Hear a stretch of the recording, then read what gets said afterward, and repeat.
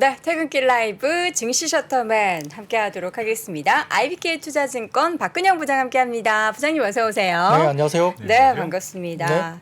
자, 오늘 시장 얘기를 해볼 텐데 오늘 시장은 사실 장중 내내 이렇게 흐름이 좋진 않았어요. 네, 그쵸? 하루 내내 되게 스트레스를 계속 누르면서 주더라고요. 맞아요. 네, 힘든 하루였는데요. 뭐 시작과 더불어서는 코스피가 강보합 정도로 출발했기 네. 때문에 뭐 그런대로 뭐 기관 외국인 선물 동시 순매수는 들어왔습니다. 외국인들은 양시장 현물 매도를 했고 기관은 코스피 매수 출발이어서 뭐 아주 나쁜 출발은 아니었습니다. 근데 이제 9시 15분을 지나면서 기관 역시 양시장 매도 전환하고 선물도 매도였는데요. 이때 나온 이야기가 있습니다. 표를 띄워주시는데요. 9시 10분경에 관세청 관련된 11월 20일까지의 누계 수출입 발표인데요. 이게 보시면 참 좋지 않습니다. 수출이 전년 동월비 16.7% 감소했고요. 무역 적자도 44억 달러까지 올라왔습니다. 생각보다 부진한 지표 때문에 시장이 조금은 좋지 않은 방향으로 흘러갔고, 최근에 원달러 환율이 많이 하락했지만은 무역에서 달러를 벌어들이지 못하는 상황이 되면 역시 환율이 재차 상승 압력을 받을 수밖에 없는 상황이어서 올 같은 경우는 원달러 환율이 이제 또 위로 튀기 시작했습니다.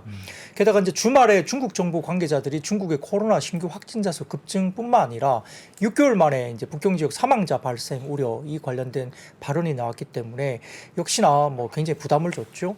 광주 일부 지역 같은 경우는 5일간 봉쇄 결정이 내려졌고요. 이런 발언 때문에 역의 위안화가 달러 대비 약세폭을 또 확대하면서 그로 인한 한국 증시도 부진이 이루어졌고요. 또 미국 시간의 선물 또한 이제 이때 부담되게 마이너스권으로 들어갔습니다. 한국 증시는 중국 증시 변화에 주목을 하면서 이제 10시 반 이후에 중국 시장이 어떻게 열리는지 이제 쳐다볼 수 있는 그런 상황으로 좀 치달아 있었는데요. 특히 중국 정부의 코로나 확산 관련 발언 등에 따라서 봉쇄 확대 이슈가 자극될 수 있었기 때문에 10시 반을 계속 기다리면서 시장이 별로 이렇게 좋지 못했습니다. 더군다나 이제 10시 15분경에 중국의 기준금리 역할하는 LPR 이 부분에 대한 부분들이 발표가 됐는데 동결이 발표됐죠. 최근에 뭐 예상과 부합하는 정도 수준이긴 합니다만 부동산 이슈로 인하 기대감이 일부 이제 시장에 있었기 때문에 다소 조금은 실망스러웠습니다. 그래서 4개월 연속 동결인데요. 이것도 표를 가져와 봤습니다. 최근에 좀 낮아지는 듯한 느낌이 드는데 뭐 1년물이 이제 빨간색, 그다음에 5년물이 이제 검은색인데 전반적으로 흐름은 좀 낮아지는 듯하다가 최근에 4개월 연속 동결을 나타내면서 부동산 시장의 우려가 좀 있었기 때문에 좀 낮출 수도 있다. 뭐 이런 기대감이 좀 있었지만 이게 동결이 됐죠. 그래서 이 경제지표 부진과 더불어서 인민은행의 내년 성장률 5%를 보이기 위해서 좀 내릴 수도 있다는 기대감이 형성된 부분들이 좀 깨지면서 역시 이제 심리도 좀 좋지 못하게 갔죠. 여기 때문에 실망 매물 출회로 또 작용이 됐습니다. 그간 이제 홍콩 항생테크가 선물 지수가 그 시간대에 마이너스 3% 시장이 급락을 하면서 출발을 했고요. 금요일 중국의 ADR 급락이라든지 주말에 방역 우려 뭐 이런 것들이 부담으로 역시 작용한 것 같고요. 고시 환율도 절하 발표가 됐습니다. 기관들의 선물 매수에도 불구하고 이제 외국인의 현 선물 뭐 매도가 강화되면서 시장이 이제 낙폭이 확대됐는데 중국 확진자 수도 급증 부담에 좀처럼 이제 시장 안정이 힘든 상황이었죠. 표를 가져왔는데요. 최근에 중국 상해 신규 확진자 수 또는 본토 신규 확진자를 보여주는데 이 본토 합계 확진자 수 보시면은 빨갛게 동그라미 치는 거 보시면 금주에 이미 이제 올해 4월에 역대 최고인 3만 명 이것도 넘어설 수 있을 만큼 굉장히 빠르게 치솟고 있죠. 사실 3만 명이라고 하면 우리나라로 치면은 그렇게 큰 숫자가 아닐 수도 있겠지만 중국 같은 경우는 뭐 제로 코로나 정책을 워낙 강하게 썼기 때문에 이렇게 급박하게 3만 명까지 치솟으니까 백신과 접종에 관련된 뭐 수치 없이 시장에서 이렇게 급박하게 오르는 확진자 수가 단기적으로 부담이 될 수밖에 없었습니다. 이에 따라서 이제 어떤 식의 이야기가 나오냐면 중국이 이제 여러 가지 부분에서 이제 이게 계속적으로 리오프닝을 갈 수 있는 것들을 유지할 수 있을까 여기에 대한 회의감도 상당히 시장에 많이 팽배가 됐고요. 근데 이제 다행히 이제 11시에서 11시 10분 사이에 한국은행이 시장 안정화 조치 일환으로 2조 5천억 규모의 RP 매입을 시행 발표되면서 코스피가 2,410포인트 부근에서 일단 바닥을 모색했습니다. 덜 빠지기 시작한 거예요, 그때부터. 그러면서 이제 원달러 환율도 중국 코로나 급속 확산 영향으로 위안화 약세에 따라서 오전 한때 원달러 환율이 1,355원대까지 급등하기도 했기 때문에 외국인들 수급은 별로 좋지 못했습니다. 한시를 지나면서 기관 현선물 순매수가 전환되면서 다소 이제 좀 방어를 했고요. 주가지수 선물도 반등 모색하면서 시장의 낙폭을 일부 줄이기 시작했는데 제한적인 반등에 그치면서 시장은 좀 재미가 없었고요.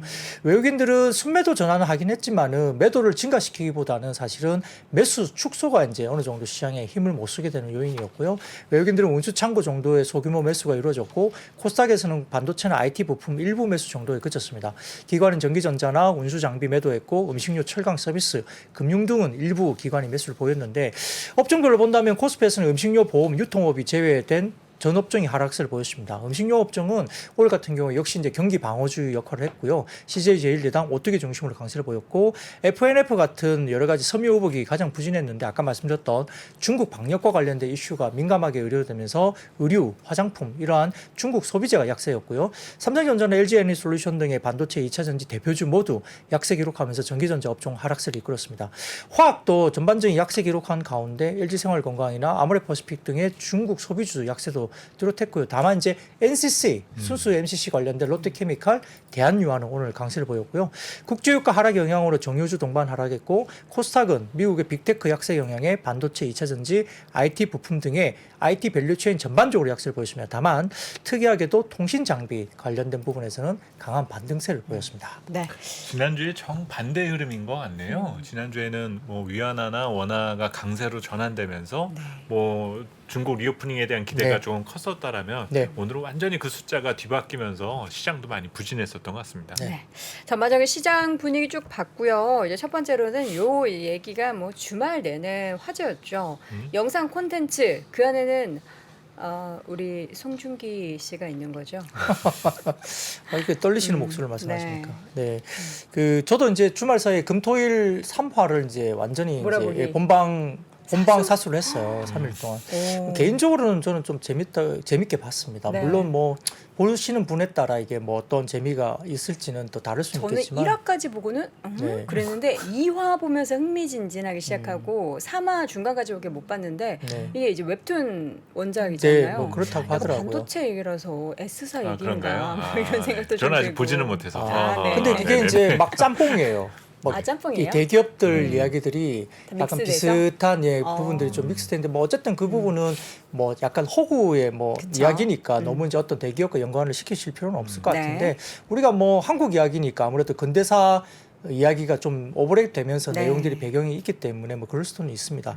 아무튼 그 이번에 나온 그 재벌집 막내 아들 부분이 닐슨 코리아에 따르면은 첫 회가 6.1% 시청률로 시작했고요. 2회가 8.8% 기록했는데 표를 보여주시면 나옵니다. 재벌집 막내 아들 관련된 시청률 추이가 6.1에서 8.8로 올라갔고요.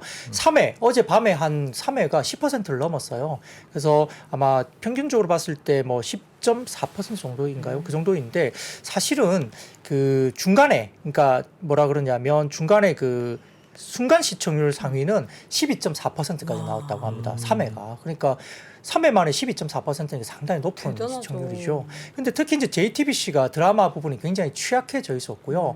대부분 실패를 많이 했었고 예전에 그 부부의 세계인가요? 네. 뭐 그때 이후로 드라마가 되게 힘들었죠. 그래서 그 전국 기준 그 6.26%를 기록했던 부부의 세계니까 그때 그렇게 이슈가 되는데도 6.26%였거든요. 그럼 전국 기준. 이건 정말 대단한 거예요. 예, 그래서 상당히 좀 수치가 높은 상황인데 아무튼 관련해서 뭐 레몬레인이라든지 그다음에 제작사가 컨텐츠리 중앙과 관련된 SLL이라는 회사도 있거든요. 그래서 컨텐츠리 중앙도 사실 관계가 있고요. 네. 레몬레인도 관계가 있고 그렇습니다. 그래서 송중기 배우라든지 이성민 배우 아주 뭐 연기를 잘하시는 분들이 나오면서 또 몰입감을 높였고 OTT 같은 경우도 말씀드렸지만 한쪽에다가 독점 공급을 하지 않고 티빙이라든지 넷플릭스, 디즈니 플러스 등 이제 공동 그 OTT 배급을 했기 때문에 수익을 극대화하고 있고 해외 쪽도 뭐 어쨌든 일본 쪽도 상당히 좀 판매가 됐고 재판매로 170개국 방영이 확정되어 있는 상황이기 때문에 수익 부분에서 상당히 좀 기대감이 사실 높은 상황입니다.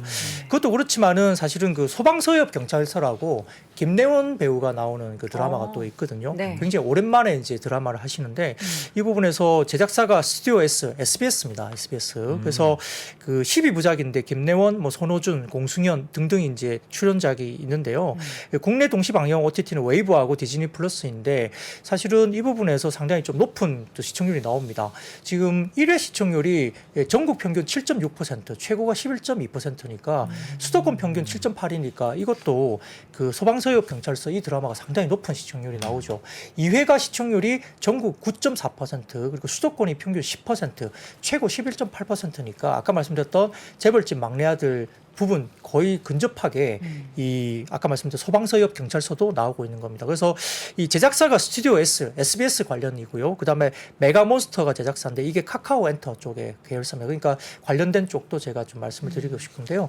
예, 그것뿐만 아니라 영상 콘텐츠가 말씀드렸던 한한령 이후에 6년 만에 그 중국 OTT 한국 영화가 공개된 것으로 무슨 영화 공개된 거예요? 이게 홍상수 감독의 강변 호텔이라는 영화라고 합니다. 제가 좀 보지는 약간 못했는데요. 또 약간 전혀 예술성 생소한, 있는 네. 영화네요. 네, 네, 막 네, 이렇게 유명한 그렇습니다. 한류 배우가 나온 게 아니라. 네, 그렇지는 않습니다. 오. 그래서 저도 못 본 영화였고 사실 네. 좀 약간 생소한 영화인데 그러네요. 아무튼 홍상수 감독의 그 강변 호텔이 이제 그 관련해서 이제 최초로 이제 최근에 뭐 거의 몇 년 만에 처음인 것 같아요. 예, 그래서 이 부분 때문에 텐센트, 유쿠, 아이치 등 중국의 주요 OTT 플랫폼에서 올라온 것이 뭐 상당히 6년 만에 처음이다 이렇게 알려지면서 한한령이 뭐 이렇게 좀 이렇게 대두되지 않느냐 이렇게 이야기 되는 것 같아요.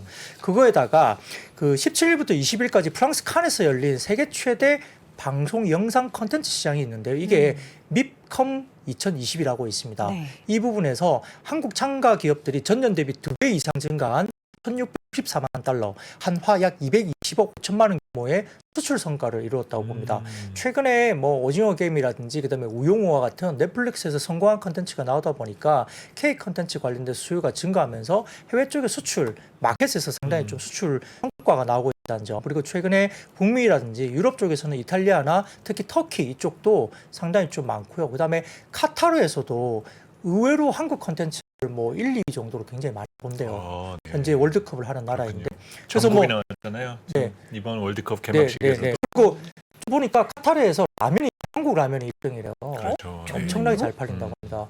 뭐 특히 이제 불닭볶음 삼양라면 쪽에 그게 카타르에서 인기라고 그 하는데 매운 걸 드신다고요? 네, 뭐 그만큼 사실 이제 오늘 컨텐츠도 관련 뭐 했었고요. 그래서 전반적으로 이런 부분들이 좀 이어지면서 상당히 장이 안 좋음에도 불구하고 그래도 좀 버텨줬던 세트라 볼 수 있습니다. 지금 그리고 재벌집 막내 아들의 편성이 보통 우리가 뭐 주 1회, 2회까지는 하는데 3회 편성에 대해서도 굉장히 이 마케팅이나 뭔가 이런 측면에서 높게 평가하는 시각들이 있더라고요. 그렇죠. 아무래도 원래, 이제 머무는 시간을 더 길게 가져가기 맞아요. 위한 어떤 전략으로 음. 볼 수가 있는데 이슈몰이도 쫙 되고 그렇죠. 한꺼번에. 그러니까 사실 뭐 날씨가 추워져서 그런지 드라마 시즌인 것 같아요. 맞아요. 그리고 집에서. 조금 전에도 제가 여의도에서 여기 스튜디오까지도 오면서 네. 항상 보면 저는 그 광고판 자주 보거든요. 음. 지금 ENA를 광고하고 네. 있더라고요. 네, 네. 드라마들 광고를 하고 있고. ENA에서 요새 드라마 또 핫한 드라마들 많이 나오잖아요. 네, 뭐 지금 광고인데 지금 음. 뭐 제가 오면서 잠깐 스쳐 지나가면서 보기는 했었지만은 네. 가장 저 광고판이 여의도 광고판이 보면 가장 핫한 아이템이 그쵸. 항상 오거든요. 그렇죠. 그러니까 확실히 이 컨텐츠 쪽에 대한 관심 등이 상당히 네. 커지는 시기인 거는 맞는 것 같습니다. 알겠습니다. 첫 번째로는 컨텐츠주. 사실 이제 요 컨텐츠주뿐만 아니라 이게 또 약간 훈풍을 만들어서 전체적인 컨텐츠 관련된 종목들이 오늘 흐름이 좋았습니다. 자, 이어서는 니켈 쪽 소식도 확인해 볼까요? 네, 그냥 뭐 사진을 띄워주시면요. 네. 뭐 니켈 주요 수출국 중에 하나인 인도네시아가 니켈을 원강 상태로 수출되는 걸 막고 있는 상태이고요. 니켈 재고도 현재 4만 톤에서 5만 톤 정도 규모이기 때문에 13년 이래로 최저치까지 떨어져 있는 상태입니다. 그러니까 뭐 이렇게 부족할 수 있다 이런 이야기들이 나올 수밖에 없는 상황인데요. 여기에 따라서 니켈 가격 상승세가 당분간 이어지고 있는 상황으로 볼 수 있습니다. 한국자원정보서비스에 따르면 15일 기준 니켈 가격이 전일 대비 9.61% 급등하면서 톤당 그 미화 달러로 이제 29,600달러 정도입니다.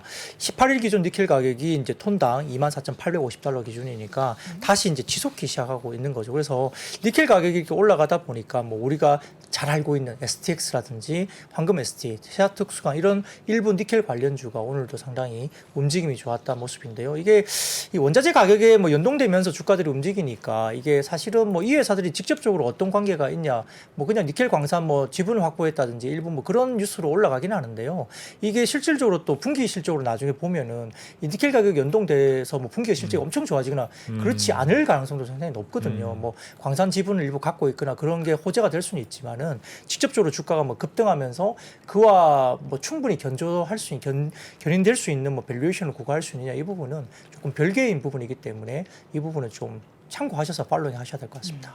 저도 주말에 그 리튬 관련 자료를 조금 많이 봤거든요. 그러니까 요즘 가격이 엄청 많이 올랐다라고 맞아요. 얘기하는데 실제로 공급사들이라든지 그 수급을 해야 하는 그런 그 수입 업체들. 업체들은 그 가격과는 전혀 무관하게 그 가격을 제공받는다고 그러더라고요. 리튬 가격이 이렇게 올라도 그들은 그렇죠. 이미 선물로 그렇죠. 다, 뭐 이미 그 계약 가격 가격이 계약 가격이 정해져 있는 어. 상태이기 때문에 너무 그렇게 시세에 연동되는 부분이 어. 그렇게 크지는 않다. 그럼 그래서 이렇게 많이 오른 이 가격의 음. 수혜를 받는 기업들이나 뭔가 피해를 받는 기업들이 뭐 딱히 있는 건 우선 아닌가요? 당장은 기대감만이 당장 큰 부분인 것 같고 추후에 이제 얼마나 공급량을 늘릴 수 있느냐 그리고 네. 그 능력을 갖고 있느냐가 좀 더 중요하다라는 거겠죠. 그래서 너무 가격에만 예민하게 반응할 부분은 아닌 것 같아요. 네, 알겠습니다. 자, 이어서는 오늘 저희가 또 집중 분석해볼 반도체 섹터 오늘 안 좋았잖아요. 네, 사실 뭐 좀 이따가 말씀을 하실 거기 네. 때문에 제가 반도체 섹터를 깊이 있게 이야기할 뭐 필요는 없을 것 같고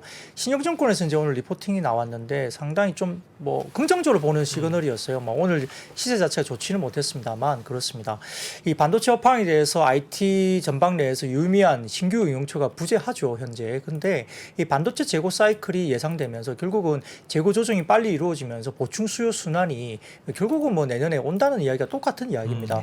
최근에 골드만삭스도 국내 시장에 대해서 뭐 매수 의견으로 상향 조정을 골드만삭스가 하면서 일부 상당히 좀 공격적으로 이야기하는 부분도 결국은 그 방점에는 반도체 그 사이클에 대한 이슈가 결국은 거기에 핵심이었거든요. 그래서 그런 부분들이 6개월 정도 2개 분기 정도 선행하는데 내년 2분기까지 끝나고 3분기부터는 좋아진다 이거거든요 지금. 그래서 그 부분 때문에 4분기에 주식을 사라 뭐 이런 논리인데 결국은 똑같은 이야기들이 반복되고 있는 상황입니다. 그래서 이 후발주들 관련된 부분에서 점유율 확대 관련된 부분이 이 선도업체들의 점유율 확대가 현재까지는 그렇게 나타나고 있는 분위기는 아닙니다만 일단은 뭐 계절적인 비수기로 인해서 약세가 예상되지만은 어쨌든 재고 조정이 이루어진다는 부분입니다. 표를 하나 가져와 봤는데요. 신영증권에서 주장하는 표입니다. 이 글로벌 디램 공급과 수요 증가율인데 이 보시면은 동그라미 친 쪽을 보시면은 이 공급 증가율이 계속적으로 이제 낮아지고 있는 상황이죠. 그 녹색입니다. 이 공급 증가율이 계속 낮아지니까 결국은 최근에 캐펙스 투자 축소에 대한 이야기를 이제 2023년도에 반영이 된다고 보는 거고요. 증가율이 2023년도 되면은 뭐 3% 정도밖에 증가가 안 되는 걸로 이제 표시는 돼 있습니다. 근데 수요가 2022년 말부터 해서 수요가 이제 회복이 되면서 수요 증가율이 2%대 굉장히 플랫하다가 10%대로 수요 증가율이 올라간다는 논리거든요. 근데 아무튼 이거는 재고에 대한 소진이 빨리 이루어져야 되는 기본적인 전제 조건이 있기 때문에 경기가 과연 이제 얕게 가는 거냐 아니면 깊게 오는 거냐 여기에 따라서 재고 조정은 또 달라질 수가 있는 변수는 분명히 있습니다만 이 정도의 도표를 뭐 주장을 한다고 보면 일단은 경기 침체가 너무 깊게는 오지 않는다는 가정을 하고 있지 않을까 그런 생각을 가집니다. 그 다음 표를 보여주시면 하이닉스 관련된 주가와 디램 공급사 재고인데요. 지금 보면 디램 공급사 재고는 녹색으로 이제 이 바처럼 보이는 쪽이 서 있는데 이 동그랗게 오른쪽에 보시면은 일단 재고 부분들이 아주 피크로 막 올라가다가 조금씩 꺾이기 시작하는 모습들이 2023년도부터 보인다는 거거든요. 그리고 하이닉스 주가는 이제 쭉 빠져 있는데 과거 시점을 본다면 재고가 높게 형성되어 있는 부분에서 꺾이기 시작할 때부터 하이닉스 주가도 이제 바닥을 보였다 뭐 이런 식의 설명을 하는 표인 것 같아요. 그래서 이번 부분도 재고가 이렇게 막 치솟으면서 23년도부터는 재고가 좀 떨어지는 국면으로 들어가니까 아마 4분기 넘어서면서 하이닉스도 좀 이제 이 재고 조정의 정점이 2023년 2분기 정도로 본다는 논리고요. 거기에 따라서 4분기 이후에 하이닉스 주가가 바닥을 좀 형성하지 않겠나 뭐 이런 논리입니다. 그래서 뭐 어쨌든 신영증권이든 해외 쪽이든 대부분 다 이런 논리로 이제 반도체 관련된 섹터를 이제 설명을 하고 있는 건 똑같고요. 시장 조사 업체 트렌드포스는 내년 서버용 디램 시장이 DDR5 시장 개화에도 불구하고 올해 대비 성장이 내년에는 7%밖에 안 될 거다 또 주장을 하고 있습니다. 그래서 서버용 디램 시장 성장률이 10%를 하회하는 것은 2017년 이후에 7년 만에 처음이라고 이야기를 할 정도로 수요가 또 안 좋을 수 있다는 또 비관론도 일부 있습니다. 그래서 그런 부분들이 이제 장중에 주어졌는데 다만 이제 장중에 한 가지 뉴스는 뭐가 특징적이었냐면 애플이 중국의 YMTC로부터 낸드 플래시 구매를 애플이 포기를 하고 대신 삼성전자로부터 공급받을 것이라고 대만 매체가 보도를 했습니다. 그래서 이제 미국이 중국 기술업체에 대한 통제를 강화하면서 YMTC가 다음 달 초, 12월 초에 수출 규제 블랙리스트에 포함될 가능성이 높기 때문에 여기에 따라서 애플이 YMTC 낸드 플래시 포기를 뭐 구매를 포기하고 삼성전자로부터 공급받을 것이다. 이렇게 대만 매체가 보도한 내용이 만약에 12월 달에 확실하게 내용이 확정 보도가 된다면 또 이것도 어떻게 보면 조금 또 모멘텀이 될 수도 있는 상황이니까요. 우리 입장에서는 되게 좀 반길 만한 뉴스이기도 한데 네네. 국제 정세 입장으로 봐서는 또 험악해지겠네요. 뭐 그럴 수 있죠. 네. 뭐 그러니까 이게 뭐 양날의 검이긴 합니다만 아무튼 뭐 업황으로 봐서는 뭐 중국 쪽의 어떤 부분들이 배제가 되면서 국내가 또 반사이익을 받을 수 있는 하물며 캐펙스 축소를 계속 하고 있어서 재고 소진이 확실하게 지금 필요한 상황인데 국내 업체 입장에서는 재고 소진을 또 이 부분들이 좀 앞당길 수 있는 하나의 요소도 될 수 있다 볼 수는 있습니다. 네. 이어서 오늘 5G 관련해서는 얘기들이 굉장히 뭔가 이슈가 많았던 것 같아요. 네, 뭐 5G 관련주는 사실은 뭐 저도 좀 말씀드리기가 되게 좀 조심스러울 만큼 2년 정도 되게 양치기 업종과 같은 느낌이었고요. 뭐 근데 이제 아름아름 올라가는 종목들은 꽤 많이 올라가는 종목도 있고요. 근데 과거에 주가가 굉장히 치솟았을 때 대표주, 대장주로 말했던 종목들이 못 움직이고 빠지다 보니까 상당히 좀 어려움이 많았던 그런 게 아닌가 싶습니다. 그래서 이제 최근에 뭐 하나증권에서 관련된 이슈를 본다면 그 네트워크 관련된 그 장비사들이 2분기에 턴어라운드 이어서 3분기에 상당히 대폭적인 실적 호전이 이루어졌다 이야기를 했는데요. 첫 번째 표를 먼저 좀 띄워주시면 국내 네트워크 장비 11개사, 그러니까 네트워크 장비 상해 11개사 분기별 매출액과 영업이익 합계추인데 상당히 좋아지고 있습니다. 11개사 합산 매출액은 8,134억으로 전년비 42% 증가, 전분기 대비 31% 급증했고요. 연결 영업이익은 722억 원으로 전년비 103% 증가, 전분기 대비로는 297% 급증했으니까 사실은 매출단으로 봐서는 상당히 많이 뛰고 있는 건 분명합니다. 어닝 서프라이즈가 맞겠죠. 근데 그 다음 표를 보여주시면 하나증권이 커버리지를 하고 있는 4개사가 있습니다. RFHIC, 솔리드, 이노와이어, HFR 이 4개사인데요. 그 다음 표가 결국은 4개사, 그러니까 하나증권이 커버리지 하고 있는 네트워크 장비 4개사만 보더라도 상당히 어닝 서프라이즈가 나오고 있다 이렇게 보이는 겁니다. 그래서 지금 4개사 합산 기준으로 매출도 그렇고 오른쪽으로 국내 네트워크 장비 4개사 분기별 영업이익 합계 전망도 상당히 좀 견조하게 나오고 있는 모습이 보이죠. 그래서 이제 이런 것들이 이제 최근에 이야기가 되고 있는 상황이고요. 아마 3분기 뭐 이익 급증을 나타내는 업체들이 4분기에도 실적 호전 추세가 계속 될 거다. 최근에 리포트를 이렇게 하고 있는데 이 부분은 결국은 상반기에는 내년도 상반기에는 국내 네트워크 장비 업체들이 대부분 다 흑자 전환할 것이다 이야기가 되는 겁니다. 그 이유는 미국과 일본의 3에서 4GHz 주파수 대역 투자 본격화가 이루어지고 있기 때문에 광투자 수요도 가세하는 국면이기 때문에 상당히 좋아질 거다 이렇게 이야기됩니다. 근데 결국 우리가 이제 대장주로 이야기했던 KMW가 가장 큰 문제인데 사실은 이번 분기도 적자였거든요. 3분기도 적자였습니다.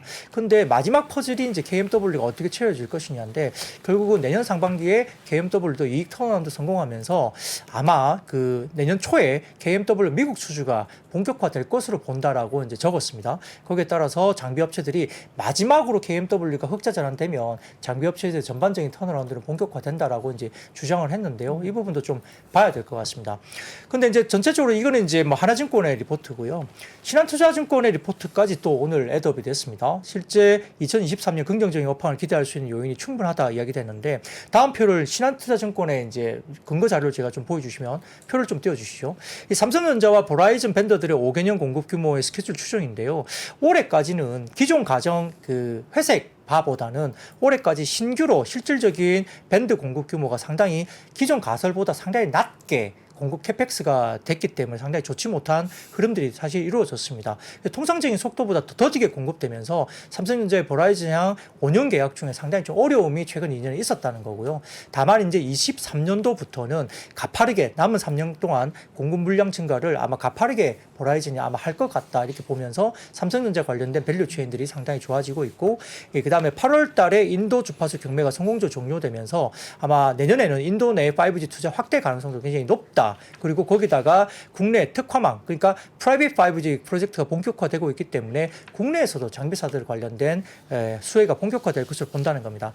다음 표를 보여주시면은 DC 네트워크 관련된 투자 관련 이행 사항인데요. 이것도 보시면은 2022년 6월부터 이행 사항이 완료가 됐고 23년부터 25년까지 이렇게 이제 DC 네트워크도 투자 관련된 이행 사항이 보이기 때문에 아마 삼성전자가 추가적으로 DC 네트워크 관련된 수주 발주 관련된 모멘텀이 있을 수 있다라고 신한 신한증권은 일단 주장을 하고 있습니다. 그 다음 표를 보시면은 인도의 주요 통신사 관련된 5G 투자 계획 발표인데요. 지오 릴라이언스라든지 뭐 에어텔 이쪽 관련해서 인도 커버리지 비율 100% 달성 목표를 23년 말부터 100%까지 달성 목표하고 있기 때문에 아마 발주가 좀 본격화되지 않겠느냐 이렇게 이야기를 하고 있습니다. 여기에 따라서 뭐 어쨌든 뭐 지켜봐야 되겠지만 아주 극단적인 그 뭐라 그럴까요? 수주 가뭄은 좀 지나가는 모습이고요. HFR 이런 종목들은 사실은 좀 빨리 주가도 움직였습니다. 네. 그리고 일부 최근에 그 매출이나 이익 구조가 퀀텀 점프하고는 모습들은 솔리드라든지 그다음에 이노와이러스 이쪽으로 나타나기도 하거든요. 그래서 오늘 보면 KMW가 사실 7% 넘게 올랐어요. 근데 이제 아까 말씀드렸듯이 이 적자폭에서 흑자 전환 턴어라운드는 마지막 퍼즐이다. 근데 그게 내년 상반기로 보고 있잖아요. 근데 이제 이게 공매도나 어떤 이쪽이 상당히 많았던 종목이기 때문에 그걸 좀 그러니까 쇼 커버링을 좀 수급적으로 들어오면서 오늘 좀 튀어오른 것이 아닌가. 펀더멘탈리는 시간이 좀 필요합니다만 그런 느낌이 좀 들었고요. 언급드렸던 이노바이러스나 뭐 솔리드 이런 종목들도 상당히 강했는데 아무튼 실적단으로 봐서는 3분기 이후에 턴이 좀 보였던 종목들은 실제 좀 반응을 했던 것 같고 KMW는 좀 수급적인 좀 이슈가 있지 않을까 이렇게 분석되는 상황입니다. 이렇게 관련 시장이나 해외 쪽 보면 엄청 이제 앞으로 시장이 커질 것 같고 수주도 많을 것 같은데 지금 오늘 정부가 주파수 할당 취소 얘기가 있었잖아요. 네네. 그 KT와 LG유플러스엔 이제 그들이 이 뭔가 시장을 봤더니 바로 돈이 안 될 것 같으니까 돈을 안 쓴 거죠. 네, 사실 어떻게 보면 그 돈은 그런 대로 최근 들어서 그냥 5G 하면서 돈은 벌면서 네. 투자는 안 한 거잖아요. 그러니까 이제 주파수를 뭐 이렇게 내놔라 이렇게 네. 한 건데 이제 또 신규 주파수 할당 수가 또 그 3.7에서 4.0 그 기가헤르츠 주파수가 또 할당이 또 있거든요. 한 개 사이에. 네, 뭐 그걸 또 이동 통신사가 또 신경전 벌이면서 또 이제 갖고 가려고 할 거란 말이죠. 그러니까 이게 약간 어떻게 보면 국내 통신사 같은 경우는 약간 좀 이렇게 생각보다 우리가 기대하는 것보다는 그렇죠. 예, 캐펙스 투자를 안 하면서 이게 또 5G 관련된 단말기가 수혜는- 대부분 다 요즘엔 5G 그냥 전용 단말기밖에 안 나와요. 제가 바꿨거든요. 예, 신규 단말기는. 예. 5G를 굳이 써야 되더라고요. 그렇죠. 빠른지 체감을 잘 못하겠는 네, 거는 맞아요. 왜 예, 그러는 그러니까 꼭 걸까요? 쓰게 만드는 단말기가 나오다 보니까 네.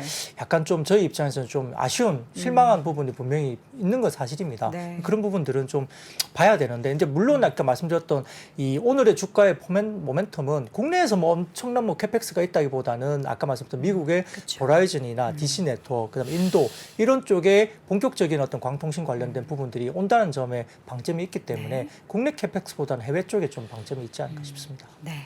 자, 이어서는 애플 관련 종목들 뭐 어떤 이슈가 있었던 거죠? 네, 뭐 사실 이 부분도 마찬가지고요. 뭐 사진을 가져왔습니다. 좀 네. 띄워주시면은 뭐 LG노텍이 오늘 주가가 별로 시장이 안 좋았음에도 불구하고 버텼는데요. 결국은 오른쪽에 보시면은 이제 오른쪽 위에 보시면 5, 6주 정도 이렇게 되어 있죠. 14 프로 모델입니다. 프로 맥스 모델인데요. 그 홈페이지에 따르면은 아이폰 14 프로, 아이폰 14 프로 맥스 예상 출하 기간이 올해 12월 27일부터 내년 1월 3일까지 주문 대기 시간이 1개월 이상 걸리니까 상당히 프로 시리즈는 잘 팔리는 거죠. 그래서 베이징, 상하이, 칭다오 등 애플 스토어에서도 현재 재고가 없는 걸로 보입니다. 그래서 최근에 품귀 현상이 어쨌든 프로 쪽에 나오고 있는데 말씀드렸던 폭스콘 중국 현장 관련 쪽은 굉장히 이제 아마 약간의 그 코로나 이슈 때문에 좀 출하가 좀 줄어들 가능성이 높은데요. 그러니까 4분기는 잠깐 단기적으로 조금 출하량이 좀 줄어들 수 있죠. 근데 인도 쪽으로 지금 폭스콘 공장 쪽으로 비율을 높이고 있는데 현재까지는 인도 폭스콘 공장의 그 아이폰 출하가 한 4에서 5%밖에 안 됩니다. 근데 그쪽을 중장기적으로 50% 이상으로 이제 늘리는 방향으로 나가고 있기 때문에 아마 4분기에 잠깐 주춤한 출하량이 내년 1분기부터는 인도 쪽에서 출하가 늘면서 전반적인 전체 출하는 그래도 맞출 거라고 보는 거 있는 거죠. 그리고 프로 쪽이 좀 더 잘 팔리고 있는 부분이 확실하기 때문에 아마 뭐 폴리드 줌이라든지 그 외에도 뭐 자율주행 관련된 부분이나 AR, 뭐 VR, XR 이런 부분들에 관한 이슈가 1분기에도 있을 수 있기 때문에 오늘은 아이폰 관련해서는 LG노텍이 좀 버티지 않았나 이렇게 분석되고 있습니다. 네.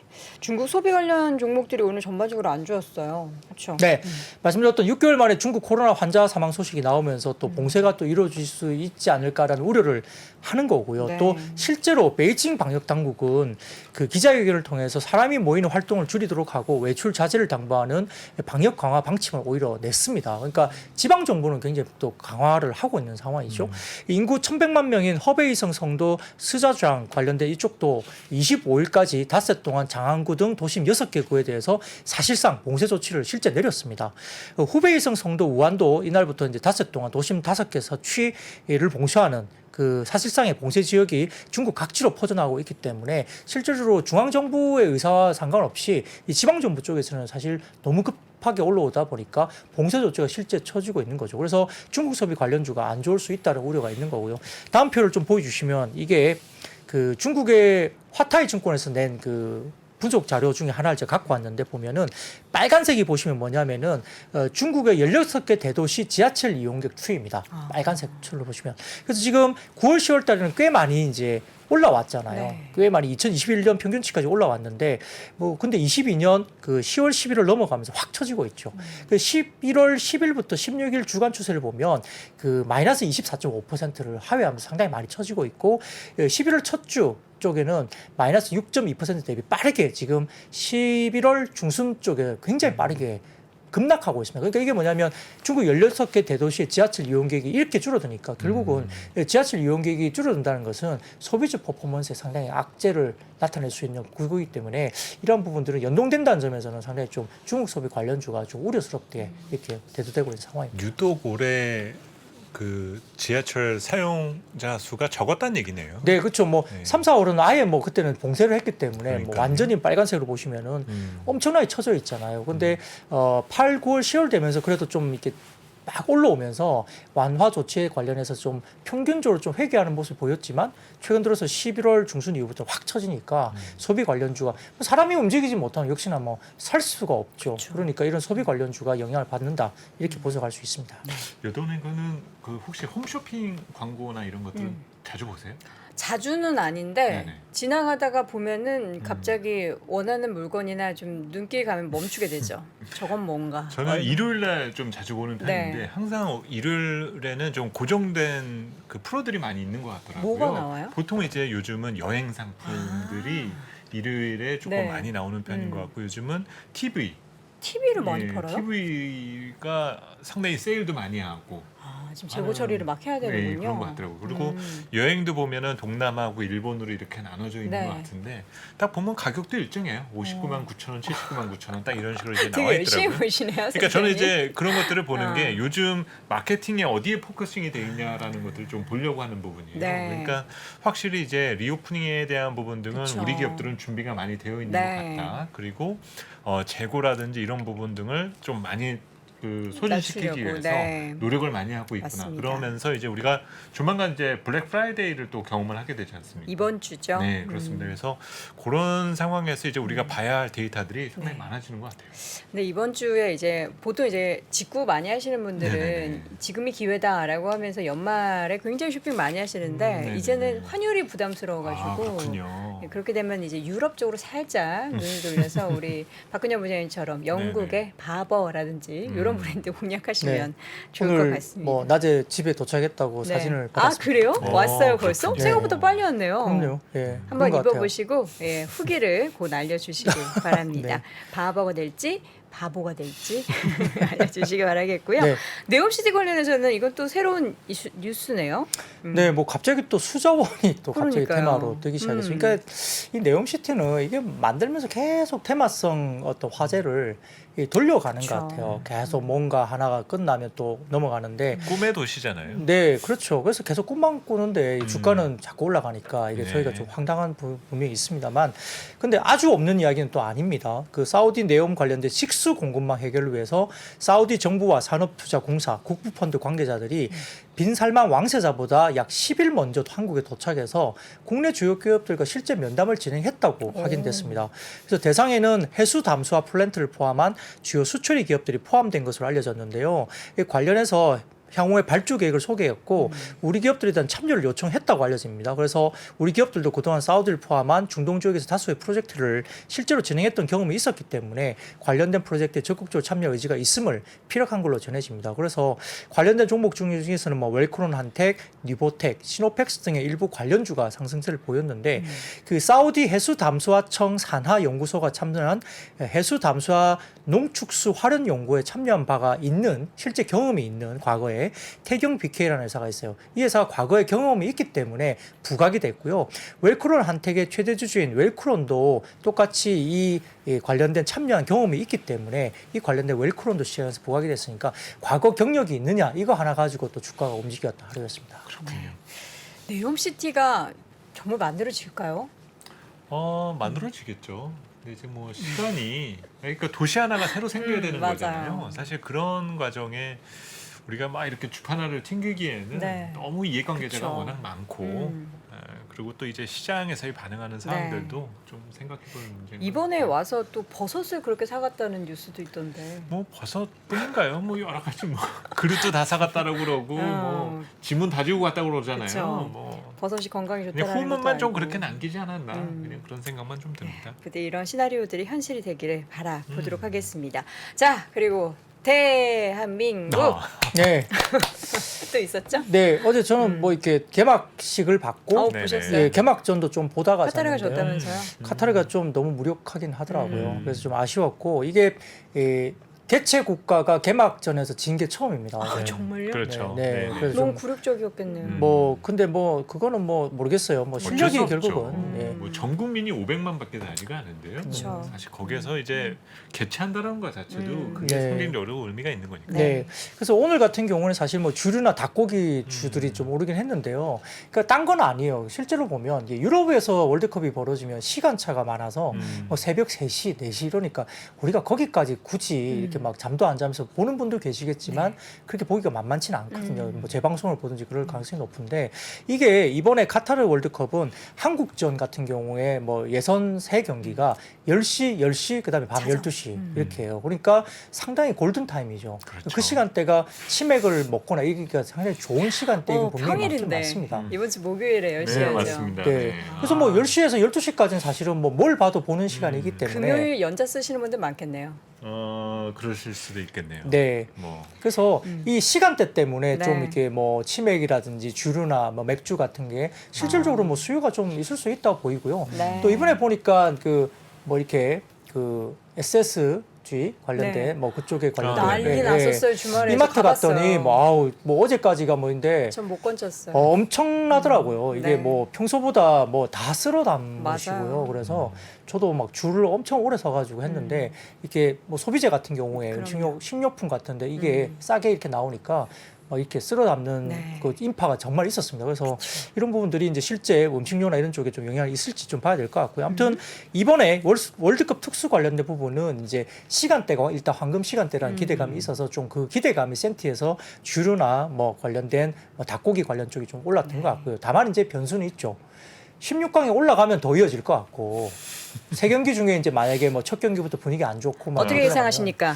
저는 올라간다고 뭐 16강. 네, 기대 그 위로 8강, 4강은 그건 이제 손흥민 선수의 그 체력이나 이 네. 부분에 좀 관심이 음. 가야 될 것 같아요. 왜냐하면 이제 일단 다친 선수이기 때문에 뭐 다쳤다고 뭐 상대 선수가 살살해주진 않을 거예요. 그래서 그래서 우리 손흥민 선수는 네. 다친 거 연연하지 않습니다.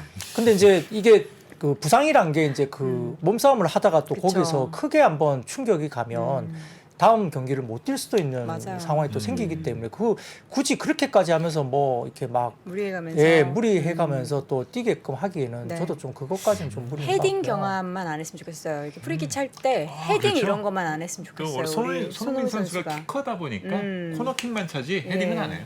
옆에서 괜히 이제 막 헤딩하려고 손흥민 선수한테 붙어가지고 막 이렇게 머리 그렇죠. 할까봐. 근데 사실 손흥민 선수가 헤딩을 안 하는 이유가 있어요. 과거에 함부르크 시절부터 네. 헤딩 경합을 했다가 모든 그 부상을 입었던 그런 안 좋은 기억들이 손흥민 선수에 있기 헤딩 때문에 진짜 위험하거든요. 그래서 뭐 헤딩 경합하다가 발목을 다치거나 맞아요. 뭐 이렇게 어깨를 다치거나 뭐 상대편 선수한테 예. 그래서 헤딩 경합으로 크게 다쳐서 부상을 크게 입었던 아. 케이스가 되게 많다고 해요. 그래서 손흥민 선수가 헤딩골이 거의 많지 없는 게 그 않죠. 이유거든요. 맞아요. 그래서 헤딩슛을 잘 안 하는 선수인데 이번에 그 아주 그냥 운 없게도 이렇게 몸싸움에서 이제 부딪히면서 어깨와 이제 눈이 부딪혔는데 아무튼 이게 회복이 그렇게 빠르게 이루어지기 쉽지 않고요. 마스크를 껴도 네. 이게 또 상대방이 그렇게 뭐 아무리 마스크 끼고 뭐 했다 하더라도 살살해주진 더 심하게 할 것 않거든요. 같아요. 그러면 일부러. 또 어제 카타르전에서도 보면 실제 또 중간에 그 저것 때문에 부상 때문에 또 바로 교체가 되는 경우도 있어서 상당히 몸싸움이 심할 거예요. 그러면 우리 지금 변수는 되겠죠. 축구 분석하고 있나요? 네. 갑자기 얘기가 축구 아, 쪽으로 네. 해가지고 네, 예, 네. 어쨌든 이제 목요일에는 여러분 미장도 휴장입니다. 그래서 우리가 마음 편하게 축구를 볼 수 있을 것 같고요. 부디 이제 16강 받고 8강. 예, 8강 정도는 가볍게 가줘야죠. 그렇죠. 기대해 보도록 저는 하겠습니다. 지금 머플러도 다 사놓고 있어요. 아 정말요? 그럼요. 아, 원래 목요일날 제가 원래 네. 진행을 하면은 하고 나오려고 그랬는데 아, 정말요? 정프로가 하신다고 그래가지고 나오세요 여기 옆에 네. 같이 아닙니다. 세 저는 명이서 이제 치킨 사고 이제 네. 준비 경건한 마음으로 준비를 해야죠. 여의도 어딘가에서 다 같이 모여서 네. 응원을 하실 것 같습니다. 네네. 자, 이어서는 롯데케미칼 유상증자 관련된 얘기로 참 이야기 많은데 오늘은 일단 주가가 장 초반보다 좀 올라서 마감이 됐어요. 네, 초반에 사실 빠지긴 했습니다. 네. 뭐 증자 관련된 이슈가 있어서 금요일 날 미리 이제 좀 주가가 그쵸. 금요일뿐만 아니라 지난주 후반 정도에 한 3일 정도 일단 좀 격하게 미리 좀 빠졌고요. 한 3일 정도 약 한 15% 정도 빠진 것 같습니다. 네. 오늘도 아침에 시초가에는 일단 좀 빠져서 시작했지만 이내 이제 플러스로 시작됐는데 일단 뭐 국내 일부 모 증권사에서는 이제 뭐 유상증자가 있긴 하지만 빠졌을 때는 좀 매수 관점으로 해야 되는 것이 아니냐 뭐 이런 식으로 또 다시 이제 말씀드렸던 것처럼 그 올해 3분기를 바닥으로 일단 적자폭이 탈피가 되면서 내년에는 좀 좋아진다 이런 그림으로 이제 이야기됐고 예전에 유안타 증권에서 좀 강하게 롯데케미칼 등을 포함한 순수 NCC 업체에 관련해서 이제 적극적인 매수 의견을 사실 콜을 리포트를 낸 거 있습니다. 근데 오늘 장중에 또 이제 주가 부분이 장 막판에 4%까지 올라간 것은 롯데케미칼이 유상증자와 관련된 장중 컨퍼런스 콜을 진행을 했습니다. 이게 개인들한테 뭐 이게 전달이 됐는지 모르겠지만 저희는 이제 장중에 컨퍼런스 콜 관련된 내용이 장중에 저희들한테 들어왔거든요. 그래서 그 내용을 잠깐 좀 말씀드리면 일진머티리얼스 인수대금 뭐 2.7조 원 조달 방안은 여전히 이제 내부 자금 1조 원, 외부 차입금 1.7조 원인데 뭐 기관 협의 중이다 이야기 나왔고요. 롯데건설 관련된 추가 자금 지원 계획 여부는 롯데건설 대여금 만기가 2023년 1월 18일인데 만기 연장에 대한 계획이 없다. 본 PF로의 전환, 담보대출 전환, 중도금 상환 등으로 상당 금액을 해소할 것으로 예상한다. 이렇게 이야기를 했습니다. 4분기 흑자 전환 전망에 대한 배경은 뭐냐? 그러니까 롯데케미칼이 4분기 흑자 전환할 거라고 보는 건데요. 연결 기준 주요 실적 변동 요인은 기초 소재, 첨단 소재, LC 타이탄, 그 LC USA, 롯데정밀화학 실적으로 보이는데 우선 기초 소재와 LC 타이탄은 원재료가 레깅 효과와 재고 평가손이 있는데 현재 투입 원재료가 시장 가격과 유사한 수준이기 때문에 원가 부담이 완화되고 있고 3분기 재고 자산 평가가 금액이 4분기에 환입 진행 중에 있기 때문에 4분기가 이게 긍정적이다. 그 첨단 소재 부분은 전방 산업 재고 조정 이후에 수요가 견전하고 12월에 다소 약세일 것으로 보이긴 하지만 안정적인 수익 창출은 된다. LC USA는 북미 유럽향 가스 수출 증가로 인해서 3분기 가스 가격 상승했지만 현재 LC USA 3분기 대비 실적이 큰 폭으로 개선되고 있다. 이렇게 증가했고요. 롯데정밀화학은 3분기 정기 보수 이후에 4분기 안정적인 수익 기록으로 할 것으로 기대하고 있고 본격적인 수요 회복은 아니지만 상기 요인 때문에 연결 기준 4분기 흑자 전환은 충분히 가능하다 얘기했습니다.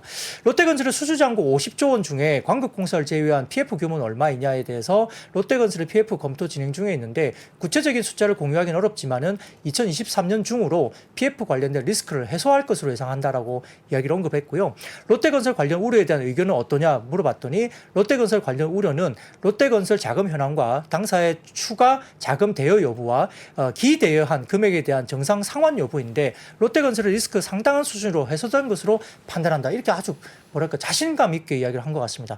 우려할 만한 일은 발생하지 않을 것으로 이야기한다는 거고요. 롯데건설이 보유한 사업장은 대부분 우량한 사업장이지만 레고랜드 사태 등으로 인해서 일시적인 자금 경색이 발생했는데 롯데건설은 주요한 전략적인 파트너사다. 왜냐하면은 이 롯데건설이 롯데케미칼에 여러 가지 공장 생산을 이렇게 하는 쪽이잖아요. 그러다 보니까 주요한 전략적인 파트너사인데 자금 지원을 결정하는 것은 당연하다 이렇게 이야기를 했고요.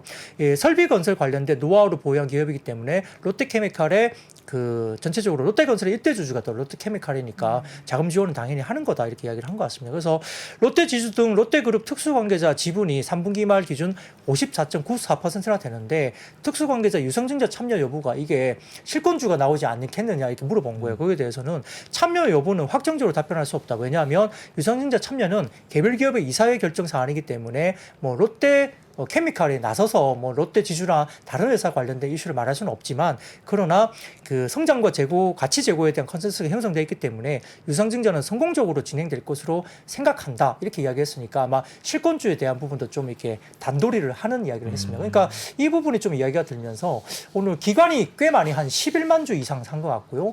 외국인도 한 3만 주 가까이 매수가 들어오면서 기관 외국인들이 이제 굉장히 많이 사고 들어왔는데 업황에 대한 속도는 사실은 아주 빠른 건 아닌 것 같아요. 물론 3분기가 적자가 좀 크고 좀 올라오긴 하지만 주가가 너무 빠르게 올라가면 업황 회복 속도보다는 주가가 너무 빠르게 올라간다는 것은 좀 경계할 필요는 있겠습니다. 네. 아무래도 증자 이슈라는 부분이 있는데 이런 내용하고 좀 버무러지면서 좀 가려서 봐야 될 부분들도 많이 생기겠네요. 네, 그렇죠. 그러니까 좋아지는 건 뭐 바닥에 대한 뭐 이야기는 좀 올 수 있죠. 바닥론에 대한 이슈는 근거는 될 수 있지만 그렇다고 해서 밸류에이션이 안 나온다는 부분 가지고 뭐 주가가 너무 빨리 올라갈 때는 경계를 해야 되는 게 맞고요. 실질적으로 좀 좋아지는 그림은 내년 정도 연간으로 봤을 때 좋아지는데 거기에 대한 변수는 또다시 중국이 또 있잖아요. 특히나 순수 LCC 같은 경우는 중국 쪽에 경기가 제대로 돌아서지 못한다면 또 LCC 쪽의 어떤 화학 수요는 또 그렇게 생각보다 속도가 더뎌질 수 있다는 점은 우리가 꼭 확인하고 봐야 될 것 같습니다. 네.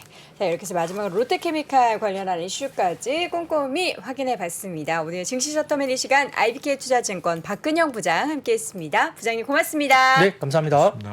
보시면 이제 여기 다이어리가 떡상내를 네, 다이어리가 들어 있습니다.